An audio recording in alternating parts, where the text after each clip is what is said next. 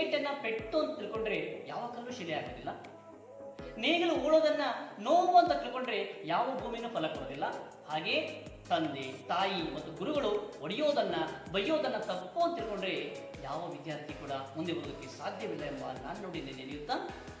ಅದರ ಅರ್ಥ ಯಾವತ್ತೂ ಕೂಡ ನಿಮ್ಮ ತಂದೆ ತಾಯಿ ಮತ್ತು ಗುರುಗಳು ನಿಮ್ಮ ಒಳಿತನ್ನು ಬಯಸ್ತಿರ್ತಾರೆ ಅಂತ ನೀವೆಲ್ಲರೂ ಆ ಒಂದು ವಿಷಯ ತಿಳ್ಕೊಳ್ತಾ. ಸೊ ನಾಳೆ ನಡೀತಕ್ಕಂತಹ ಒಂದು ವಿಜ್ಞಾನ ಪರೀಕ್ಷೆ, ಆ ಒಂದು ವಿಜ್ಞಾನ ಪರೀಕ್ಷೆಯಲ್ಲಿ ನೀವೆಲ್ಲರೂ ಕೂಡ ಉತ್ತಮವಾದ ಅಂಕ ಗಳಿಸಬೇಕು, ಉತ್ತಮವಾದ ರೀತಿಯಲ್ಲಿ ಅಂಕ ಗಳಿಸಬೇಕು. ಸೊ ಉತ್ತಮವಾದ ರೀತಿಯಲ್ಲಿ ಅಂಕ ಗಳಿಸಿದ್ರೆ ನೀವು ಮುಂದೆ ಯಾವ ರೀತಿಯ ಒಂದು ಪರೀಕ್ಷೆಯನ್ನು ಬರಲಿ ಕೂಡ ಅದನ್ನು ನೀವು ಎದುರಿಸ್ತೀರ. ಅದರಿಂದ ಪ್ರೀತಿಯ ವಿದ್ಯಾರ್ಥಿಗಳೇ, ಈ ಒಂದು ವಿಜ್ಞಾನ ಪರೀಕ್ಷೆಯಲ್ಲಿ ಹೆಚ್ಚಿನ ಒಂದು ಅಂಕ ಗಳಿಸಬೇಕು ಅಂತಂದ್ರೆ ನೀವು ಮೊದಲಿಗೆ ಎಲ್ಲ ಒಂದು ವಿಜ್ಞಾನ ಪುಸ್ತಕಕ್ಕೆ ಸಂಬಂಧಪಟ್ಟಂತೆ ಎಲ್ಲ ಒಂದು ಪರಿಕಲ್ಪನೆಗಳನ್ನ ಅರ್ಥ ಮಾಡ್ಕೊಳ್ಬೇಕು. ಸೊ ಎಲ್ಲ ಒಂದು ಪರಿಕಲ್ಪನೆ ನೀವು ಅರ್ಥ ಮಾಡ್ಕೊಂಡ್ರೆ ನೀವು ಒಂದು ಹೆಚ್ಚಿನ ಅಂಕಗಳನ್ನು ಗಳಿಸಬಹುದಾಗಿದೆ. ಪ್ರಶ್ನೆ ಪತ್ರಿಕೆ ನೋಡಿದ್ದೇನೆ, ಬಹಳ ಸುಲಭವಾಗಿದ್ದಾವೆ ಅಂತ ನಾನು ತಿಳ್ಕೊಂಡಿದ್ದೆ.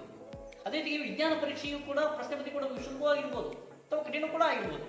ಒಟ್ಟಲ್ಲಿ ಸುಲಭನೇ ಆಗಿರಲಿ ಕಠಿಣ ಆಗಿರಲಿ, ಅದು ಹೇಗೆ ಇರಲಿ, ನೀವು ಸರಿಯಾಗಿ ಎಲ್ಲ ಒಂದು ಪಾಠಗಳನ್ನು ಸರಿಯಾಗಿ ಅರ್ಥ ಮಾಡಿಕೊಂಡಿದ್ರೆ ಯಾವ ರೀತಿಯ ಪ್ರಶ್ನೆ ಕೊಟ್ಟುಕೊಂಡು ನೀವು ಉತ್ತರಿಸಬಹುದಾಗಿದೆ. ಆದ್ದರಿಂದ ಪ್ರೀತಿಯ ವಿದ್ಯಾರ್ಥಿಗಳೇ, ನಾಳೆ ನಡೀತಕ್ಕಂತಹ ಒಂದು SSLC ವಿಜ್ಞಾನ ಪರೀಕ್ಷೆಯಲ್ಲಿ ಪ್ರತಿಯೊಂದು ಎಲ್ಲ ಒಂದು ವಿದ್ಯಾರ್ಥಿಗಳಿಗೆ ಸೊ ನನ್ನ ಪರವಾಗಿ ಎಲ್ಲರಿಗೂ ಕೂಡ ಬೆಸ್ಟ್ ಆಫ್ ಲಕ್ ಹೇಳ್ತಾ ಇದ್ದೀನಿ. ಎಲ್ಲರೂ ಕೂಡ ಹೆಚ್ಚಿನ ಅಂಕ ಗಳಿಸಿ ನಿಮ್ಮ ಶಾಲೆಗೆ, ನಿಮ್ಮ ತಂದೆ ತಾಯಿಗಳಿಗೆ ಮತ್ತು ನಿಮ್ಮ ಗುರುಗಳಿಗೆ ಮತ್ತು ನಿಮ್ಮ ಊರಿಗೆ ಕೀರ್ತಿಯನ್ನು ತರ್ತೀರಾ ಅಂತ ಆಶಿಸ್ತಾ ಎಲ್ಲರಿಗೂ ಮತ್ತೊಂದು ಸಾರಿ ಬೆಸ್ಟ್ ಆಫ್ ಲಕ್.